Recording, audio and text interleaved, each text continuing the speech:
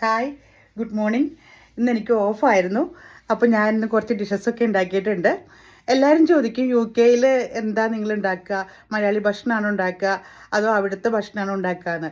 ഞാൻ സാധാരണ എല്ലാം നമ്മുടെ നാട്ടിലെ ഭക്ഷണം തന്നെയാണ് ഉണ്ടാക്കുന്നത്. പ്രത്യേകിച്ച് ഇന്ന് നാട്ടിലെ ഭക്ഷണമാണ് ഉണ്ടാക്കിയേക്കുന്നത്. ഞാൻ കാണിച്ചു തരാം. രാവിലെ അപ്പമാണ് ഉണ്ടാക്കിയത്. അപ്പത്തിന് കറിയായിട്ട് ഗ്രീൻ പീസ് തേങ്ങാപ്പാൽ പിഴിഞ്ഞ് ഗ്രീൻ പീസ് കറി ഉണ്ടാക്കി. പിന്നെ ചീര വാങ്ങിയായിരുന്നു, പച്ചച്ചീര. തോരൻ ഉണ്ടാക്കി പച്ചച്ചീര. പിന്നെ ഇത് ചീരയും പരിപ്പും തക്കാളിയും കൂടി തേങ്ങ അരച്ച് വെച്ചതാണ്. പിന്നെ ഇത് മോരുകറി ഉണ്ടാക്കിയതാണ്.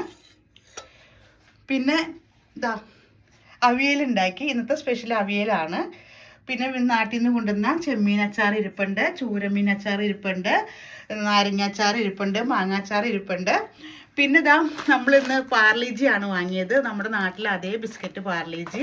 പിന്നെ നാട്ടിലെ തണ്ണിമത്തൻ എല്ലാം നമ്മുടെ നാട്ടിൽ തന്നെയാണ്.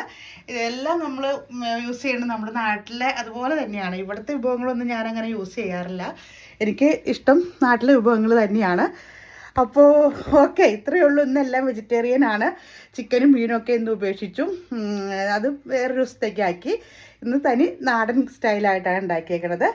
അപ്പോൾ ഓക്കെ, ബൈ.